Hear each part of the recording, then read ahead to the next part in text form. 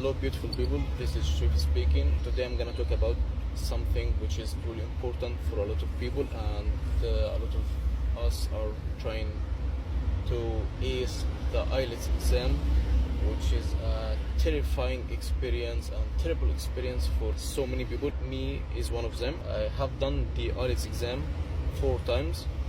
The first one was in 2019, and I was preparing for the IELTS exam for a scholarship in South Korea, and I was aiming for 5.5 overall band score. I had nailed this score during that time. From preparation for 1 month, I think, or 2 months. The second attempt was the last year in 2023.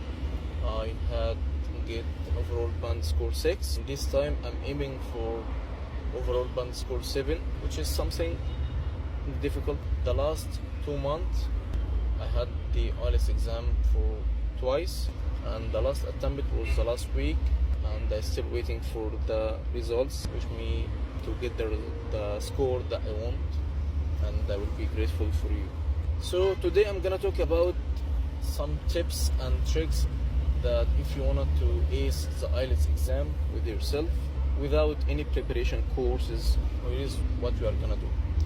First of all, the most important sources to practice English, which is Cambridge books, because it has a simulation of real IELTS exams. It reached 18 books, I think, and it's available online. You can download it as a PDF. Here is what I was doing when I was practicing with myself for the IELTS exam.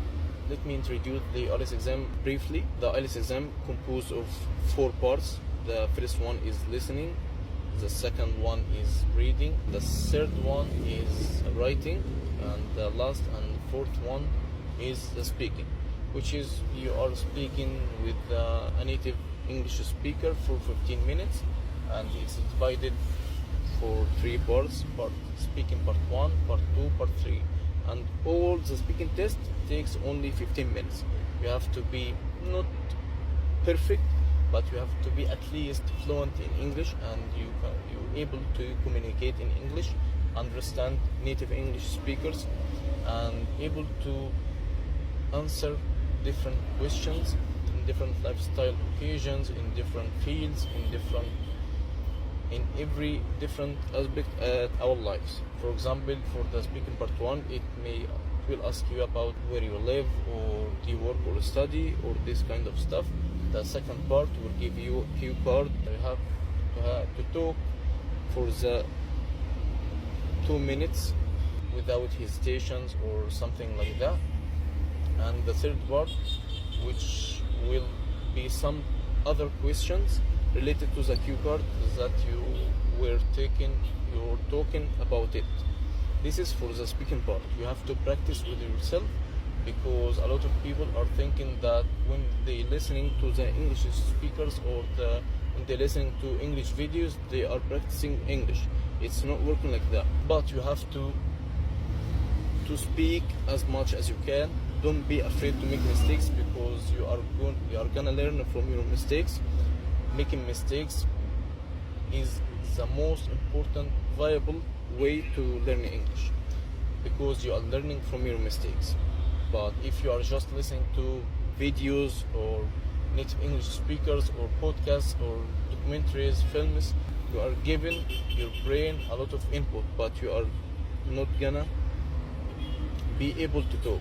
So you have to normalize the English language. You have to be used to talk in English in front of strangers. You have to practice more and more and more. That's the only way you are going to do well on the IELTS exam for the speaking part. For the first part, which is listening, you have to listen as much as you can for podcasts, for YouTube videos, for native English speakers. You have to have the ability to write in English without making mistakes in spelling. Spelling is important at the listening test, because if you get the answer right, but if you spell it wrong, this answer is wrong.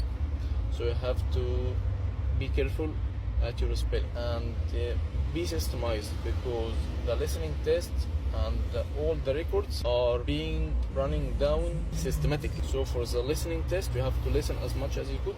Not just listen, you have to listen, read, and write at the same time, because during the IELTS listening test, you are hearing the record and you are trying to read the questions, and at the same time you are answering these questions.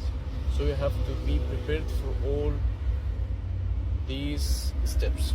For the reading part, which is truly difficult for me, because the reading, especially for the academic module, it actually a terrible experience for me, because I had suffered a lot during the reading at all my IELTS exams. For the reading test, you have to read as much as you could.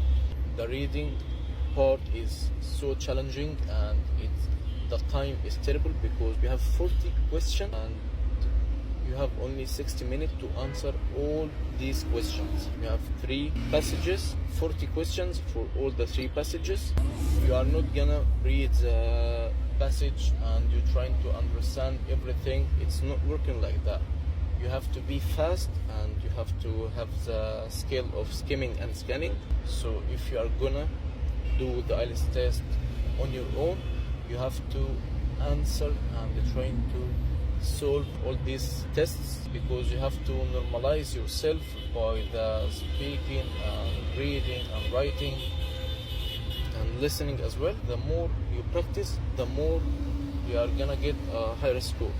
For the writing part, you have 2 sections. The first one, which is writing task 1, it contains bar graphs, pie graphs, bar charts, a diagram, and you are gonna talk about it. For the writing task 2, you have to prepare yourself by writing essays at your home. The more you write, the more you are gonna use to the style of writing they are aiming for, because the writing is quite challenging for some people, because during the writing you have to be systemized, because the more you write, the more you will be fine at the real exam, and you have to know all the criteria they are aiming for and how the writing is corrected.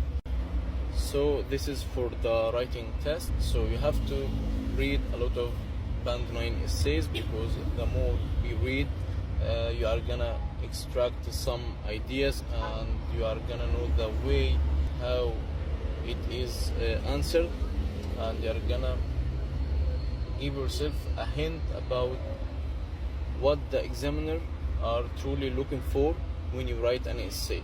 And you have to read as well to extract some ideas and how you can arrange your essay and how you can answer it properly, and you are not gonna get a band 9. I'm not trying to disappoint or discourage you, but this is the reality. So we are aiming for a 7.5 maximum, and if you get more than 7.5, you are a genius.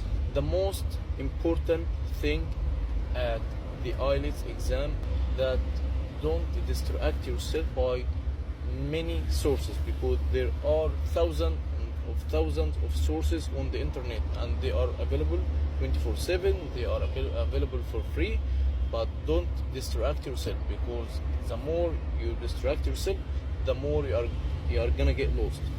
You have to focus on 1 or 2 sources, and these 2 sources plus the Cambridge books, you have to at least trying to take a test every day from IELTS Cambridge books, because the more you are gonna solve a lot of tests, you are gonna get a higher band scores. So your study for the IELTS exam must be timed. I mean, you have to put your stopwatch, and you have to get yourself used to solve the IELTS exam under the required time. That's how you are gonna do the IELTS test with yourself.